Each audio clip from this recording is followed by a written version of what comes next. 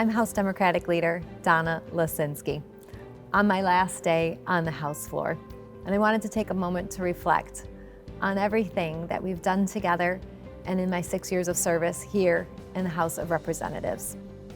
I began in a minority position here as a Democrat under President Trump, Governor Rick Snyder, and House Republican majorities and Senate Republican majorities.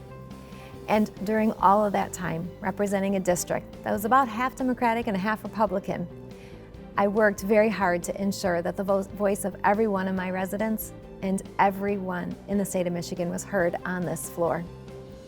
What we've been able to accomplish together is remarkable. In that first term, with one of the largest contamination plumes in the state, the Gelman dioxin plume, we were able to lower the standard from 85 parts per billion to 7.2 parts per billion as the permissible standard. That meant cleanup efforts accelerated. It means my family, who lives within a stone's throw of the deepest part of that contamination, is safer and will be safer into the future. It meant bringing together communities across the county and the federal government, and it is now under consideration as a Superfund site for material investment. That's real change for the good. And to take that effort to the state of Michigan, and in this term, now 6 years later, pass a $750 million environmental protection supplemental that's delivering hundreds of millions of dollars in clean water infrastructure, lead pipe removal, and environmental contamination cleanup, shows how you can grow in this role when you listen to your community and when you listen to people in the state. You know, I've kept a list in my desk of the things that I wanted to accomplish during my term. And a number of those come from the efforts I've worked on for decades since being a Granholm appointee for early childhood investment. Because we all know a child who starts behind rarely ends up ahead.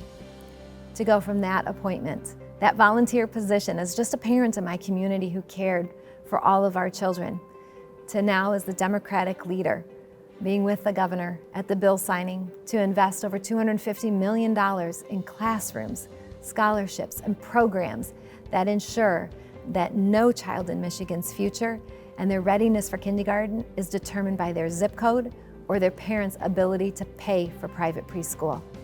That's a generational change that's been a couple decades in the making, and I'm so proud to have been a part of it and to have moved that along in a bipartisan way.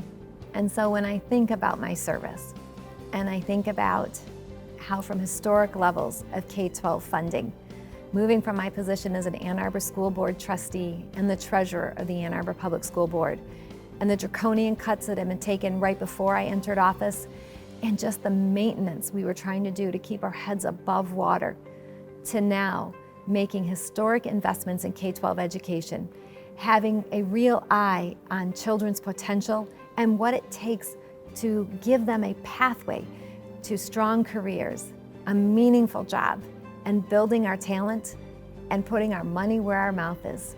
Because a budget, if nothing else, is a moral document that shows where our priorities are.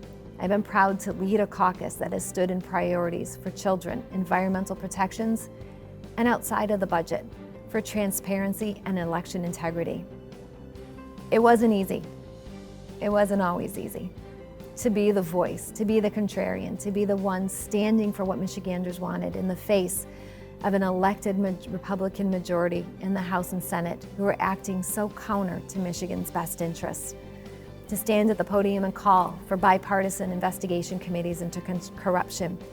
To stand at the podium when my mic had been turned off by the Speaker pro tem and demand human rights for women, the right for children to be protected from child sex abusers.